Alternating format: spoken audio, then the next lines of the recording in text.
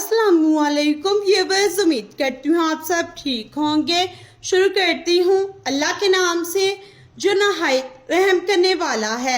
मेरा आज का टॉपिक है शुक्र। कुरान पाक में है, अगर तुम शुक्र गुजार रहे तो मैं तुम्हें मजीद दूंगा। इस आयत में अल्लाह ने हमसे वादा किया है कि अगर हम शुक्र करेंगे तो वो हमें और ज्यादा देगा।